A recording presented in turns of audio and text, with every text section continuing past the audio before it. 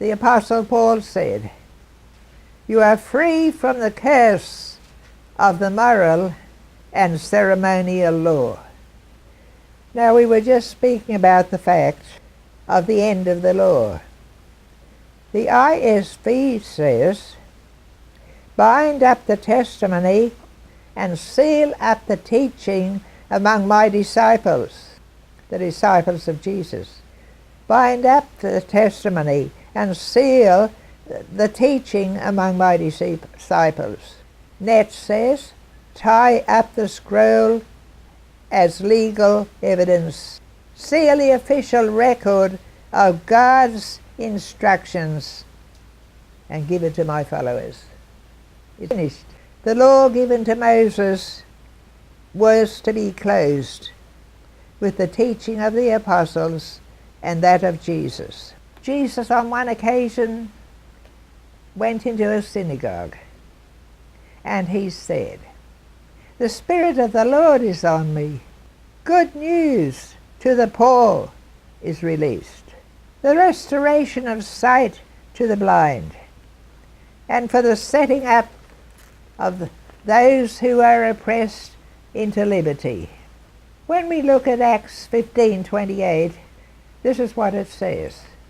The whole church that existed amongst the Jews at that time had met together because there was a bit of confusion about the law. And this is what they said.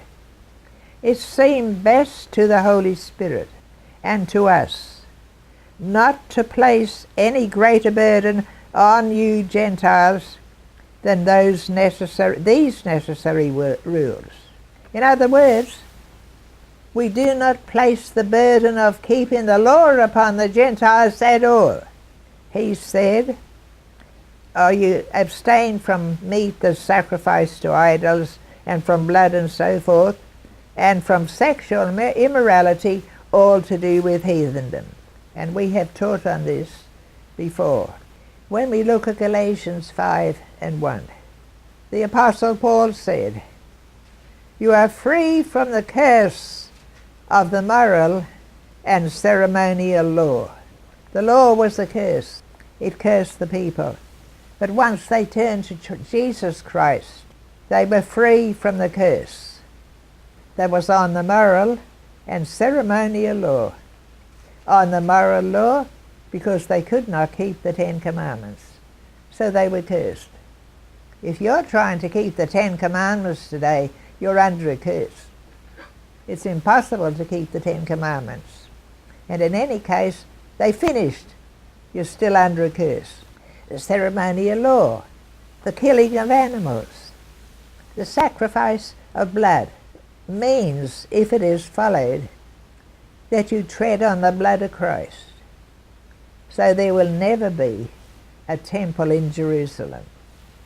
There will never be the third temple in Jerusalem, even though people want to build it, even though they reckon that there was the red heifer.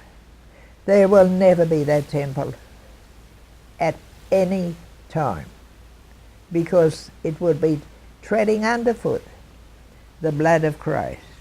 So modern Judaism, even in the churches, perverts the truth. And it is to be noted that the tribe of Judah kept entirely distinct until Christ came. The only tribe left, the tribe of Judah. Why was that? For the simple reason that when Jacob prophesied over Judah, he said, the scepter or the authority of existing shall not depart from Judah until Shiloh comes. And Shiloh was the great light who was to come.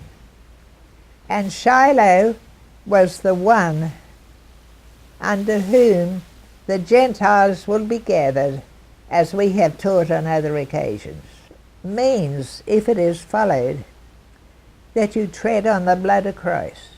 So there will never be a temple in Jerusalem.